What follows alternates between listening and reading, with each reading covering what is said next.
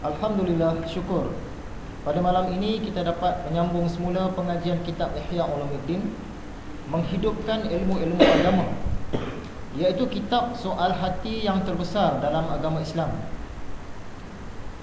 Kitab ini karya Hujjatul Islam Imam Al-Ghazali, yang mana beliau ialah seorang mujaddid pada zamannya, seorang mujtahid mazhab dalam mazhab Imam Syafi'i, dan seorang mujtahid mutlak dalam ilmu tasawuf. Jadi pengajian kitab Ihya kita sudah masuk kali yang ke-66. Sudah masuk tahun yang ketiga.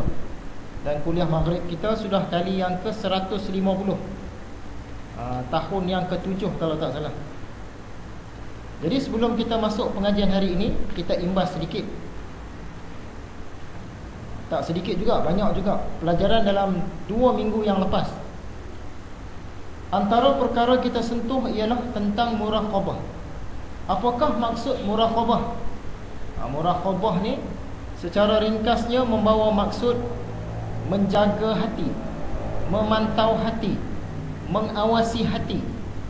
Kita jaga hati, kita pantau hati kita, kita awas hati kita, supaya hati kita ni bersesuaian dengan apa yang kekasih kita, iaitu Allah Subhanahu Wa Taala suka.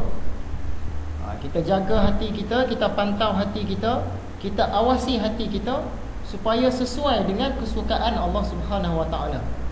Yang tu muraqabah. Perkara kedua, beza antara berdakwah dengan mujahadah dalam dakwah. Ada orang dia sekadar berdakwah, dan ada pula orang dia lebih lagi, tidak sekadar berdakwah tapi dia mujahadah. Mujahadah ni maksudnya bersungguh-sungguh. Kita bagi contoh hari itu, pelajar di sekolah. Ada pelajar yang memang dia sekadar belajar. Ada pula pelajar yang dia peringkat mujahadah dalam belajar. Pelajar yang peringkat belajar saja ni, dia pergi ke sekolah, apa kerja cikgu bagi dia buatlah, dan tak ada lebih. Dan orang yang mujahadah dalam pelajaran di sekolah, selain daripada dia buat kerja-kerja yang cikgu bagi, selain daripada dia duduk dalam kelas mendengar pengajaran cikgu, dia juga ada susun jadual waktu belajar. Dia susun sendiri. Kemudian kalau ada kelas tambahan, dia pergi pula. Dia rajin pula pergi kelas-kelas tuition. Di rumah dia rajin pula buat ulang kaji, yang mana yang tak disuruhkan pun. Dia rajin pula buat nota sendiri. Dia rajin bertanya guru itu guru ini. Dia rajin, dia banyak berdoa. Dia jaga ibadah, jaga kesihatan, jaga keselamatan dia, supaya senang dia nak belajar. Jadi ada perbezaan antara orang yang sekadar pelajar biasa dengan pelajar yang bermujahadah. Dia bersungguh-sungguh dalam belajar di sekolah ni. Begitulah juga halnya dengan ilmu agama, dengan dakwah khususnya. Ada orang memang dia berdakwah tapi dakwah biasa-biasa saja. Ada pula orang dia mujahadah, maksud dia bersungguh-sungguh, sampai kadang-kadang bersusah payah dia tu.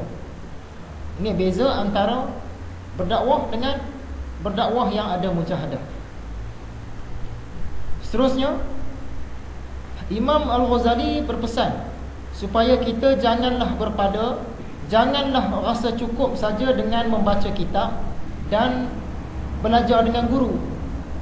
Selain daripada baca kitab dan belajar dengan guru, kita juga kena mengusahakan agar kita dapat hikmah, dapat ilham, baru dia dapat lebih. Kalau mengharapkan baca kitab saja dengan berguru saja, dia mungkin dapat tak banyak mana. Tapi kalau orang tu dia usaha lebih lagi, dia minta pada Tuhan, dia usaha mengikut cara-cara yang kita bagi tahu hari itu, dia akan dapat lebih. Walaupun belajar sama aja, kitab pun sama, orang lain kitab itu, kita pun kitab itu, guru pun sama, tapi orang lain tu lebih. Kenapa dia boleh lebih? Sebab dia usaha dari sudut hikmah tu tadi. Jadi Imam Al-Ghazali pesan kepada kita, janganlah berpada dengan baca kitab dan berguru sahaja. Dia kena fikir pula lagi, baru dapat lebih. Jadi bagaimanakah cara nak dapat lebih dalam belajar? Antaranya ialah mujahadah, bersungguh-sungguh dalam belajar ilmu agama. Antaranya lagi buat amalan-amalan zahir. Inilah yang sembahyang, puasa, bayar zakat dan sebagainya ni lah. Kemudian kena buat amalan batin, iaitu menjaga hati. Kena keluarkan sifat-sifat mazmumah, masukkan sifat-sifat mahmudah. Barulah sampai ke peringkat tajalli. Barulah mudah nak dapat hikmah yang lebih daripada sekadar baca kitab dan berguru tadi. Dan seterusnya, selain daripada mujahadah, muraqabah, buat amalan zahir, buat amalan batin, kita juga kena berkhalwah. Dalam bahasa kita berkhalwat. Berkhalwat ni maksud dia bersunyi-sunyian, duduk bersama-sama dengan kekasih kita, iaitu Allah Subhanahu Wa Taala. Dalam kita berkhalwah, bersunyi-sunyian ni, masa itulah kita ni banyak datang ilham. Seterusnya, kata Imam Al-Ghazali, ada orang dia belajar banyak tapi dapatnya sikit.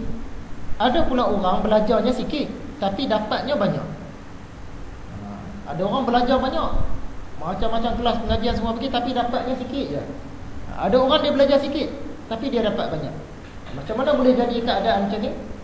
Salah satunya, orang yang belajar sikit tapi dapat banyak tu dia pandai memilih. Dalam agama ni boleh kata semua benda penting lah. Tapi orang yang bijak ni tadi, dia pilih mana yang lebih penting, mana barang-barang yang terpenting, ilmu mana yang terpenting, yang nak bagi selamat ni dulu. Ilmu yang sampingan-sampingan tu tak apa kemudian. Jadi dia belajar tu benda yang penting-penting, jadi dia dapat tu banyak. Di akhirat esok dia rasa-rasa dia pergi mengaji sikit je, tapi kedudukan dia tu tinggi. Sedangkan ada orang belajar ilmu agama juga, banyak dia belajar, dia jumpa ramai tok guru, pergi sana pergi sini kan, macam-macam kitab belajar, tapi dapatnya sikit. Sebab dia belajar hak yang penting, tapi bukan yang lebih penting. Jadi kalau nak dapat macam yang Imam Al-Ghazali cakap ni, belajar sikit tapi dapatnya banyak, kita kena pilih ilmu mana yang paling penting. Semua ilmu agama ni penting, tapi mana yang lebih penting, kita pilih yang tu. Contohnya, katakanlah suatu hari ada dua orang ni naik kapal, tumpang kapal, sampai ke tengah laut. Tiba-tiba kapten kapal tu kata, okey, sekarang di depan kita ni ada sebuah pulau. Pulau ni memang jarang-jarang jumpa, kalau saja-saja cari tak jumpa. Kita berlayar tengah-tengah laut, tiba-tiba terjumpa. Itu nasib lah. Sebab dalam peta tak ada pulau ni, tapi orang tua-tua kata ada.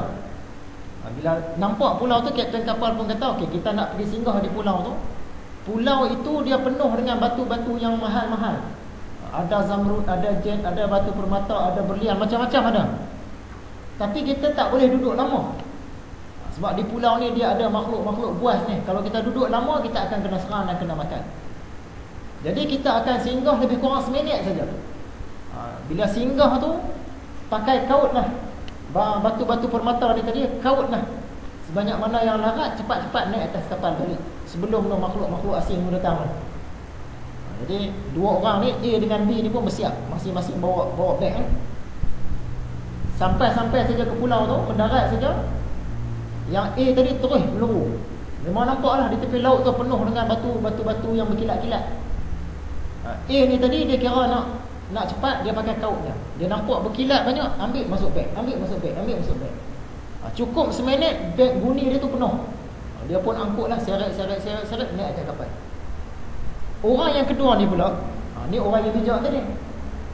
Dia pergi ke sana, dia tak kaut walaupun masa 1 minit, tapi dia pilih dulu. Pilih yang mana yang lebih berharga. Tu berharga, dia pun ambil saja. Saya dia pilih lagi, yang ni mahal. Yang mana yang bukan batu yang mahal, dia saring dulu. Dia tengok, ni pula dia pun ambil. Cukup seminit, dapatlah 10 ketul.